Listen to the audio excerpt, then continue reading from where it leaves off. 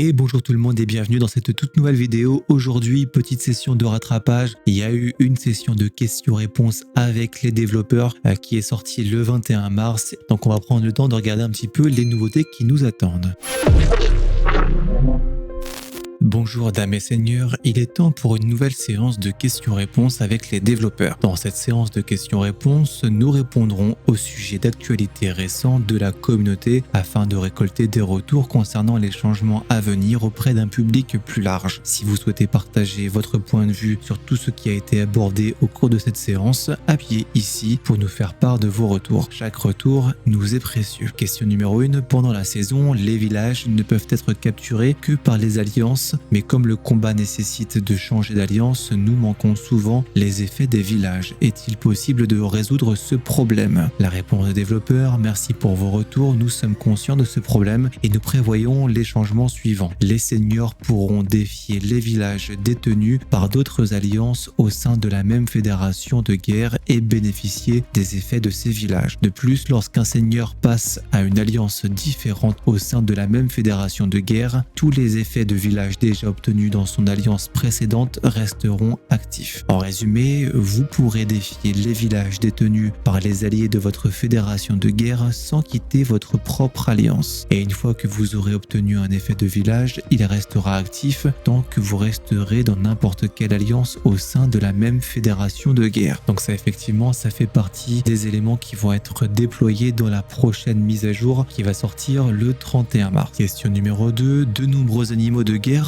ont des statistiques médiocres et personne ne fait d'offres dessus, ce qui entraîne une forte accumulation. Des mesures sont-elles prévues pour résoudre ce problème? La réponse des développeurs: merci pour votre retour, nous sommes conscients de ce problème. Le souci principal est que beaucoup d'animaux répondent aux critères d'inscription mais n'ont pas les statistiques que recherchent les autres seigneurs. Pour y remédier, nous allons introduire une nouvelle fonctionnalité qui vous permettra de convertir directement les animaux de guerre achetés aux ventes aux enchères en fruits pour animaux selon leurs statistiques, donnant ainsi une nouvelle utilité à ces animaux de guerre moins populaires. Nous peaufinons encore les détails et nous aimerions récolter vos idées et suggestions dans le sondage. Donc là les mecs, n'hésitez pas à donner votre avis, ça pourra aider les développeurs. Moi personnellement, j'ai envie de vous dire, c'est tellement rare d'avoir un bon pet, les développeurs pourraient faire en sorte de nous donner les stats qui nous intéressent. Ça pourrait être un bon point. Je pose ça là. Question numéro 3. Il existe de nombreux scénarios de la saison des conflits basés sur les camps, je suppose, c'est pas campement, mais aucun d'entre eux ne dispose d'un canal de discussion dédié pour communiquer au sein d'un même camp. Est-il prévu d'en ajouter un? La réponse des développeurs: bonne nouvelle, c'est déjà en cours. Nous prévoyons d'ajouter un canal de discussion de camp pour les scénarios de la saison des conflits basés sur les camps. Ce canal prendra également en charge la discussion vocale. Nous espérons que cela facilitera grandement la coordination de vos alliés dans le camp.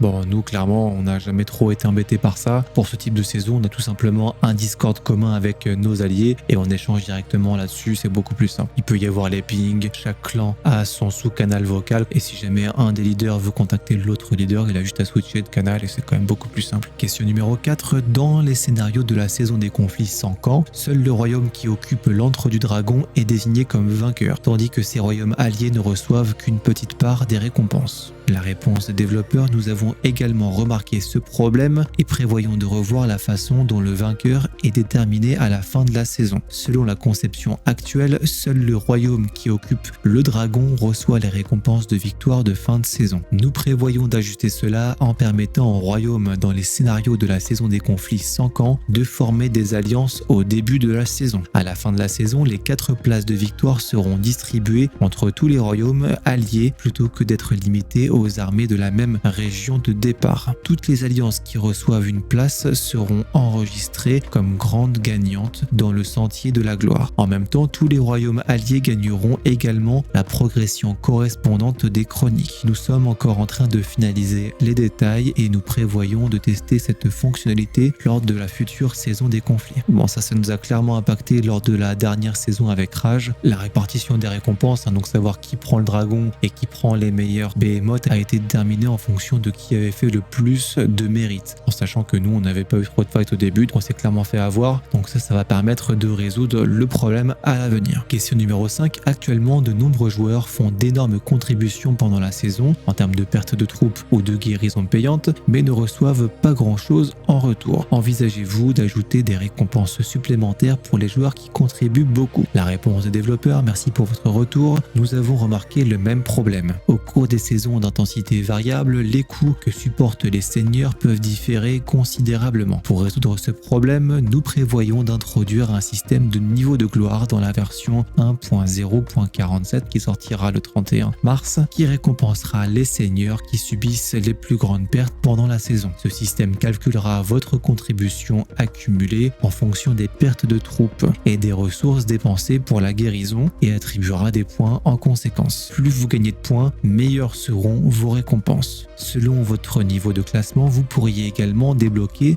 des nouveaux pseudos. Donc là, quand on parle de pseudo, en français, la traduction, c'est des titres. Donc ça, on l'a déjà abordé dans la présentation de la dernière mise à jour 1.0.47. Je trouve que c'est plutôt pas mal de récompenser les efforts des joueurs. Encore une fois, j'aurais préféré que des éléments accessibles à tous puissent être pris en compte, tels que les mérites faits dans la saison, votre participation au behemoth, le nombre de routes construites, etc., etc. Voilà qui conclut cette séance de questions-réponses avec les développeurs. Si vous avez d'autres suggestions concernant les sujets abordés aujourd'hui ou tout autre aspect du jeu, n'hésitez pas à partager vos retours sur nos pages officielles de la communauté ou auprès de notre équipe d'assistance. Nous continuerons à récolter vos propositions et à les utiliser pour améliorer le jeu. Appuyez ici pour participer au sondage. Merci pour votre soutien à Call of Dragon. Amusez-vous bien, l'équipe de Call of Dragons. Et bien voilà, messieurs, dames, c'est tout pour cette petite session de questions-réponses avec les développeurs. Si ce type de contenu vous intéresse et que vous cherchez à vous améliorer dans le jeu, n'hésitez pas à vous abonner à ma chaîne pour ne pas rater mes toutes nouvelles vidéos. Sur ce, je vous souhaite une très belle semaine, prenez soin de vous et je vous dis à très bientôt dans le jeu Call of Dragons.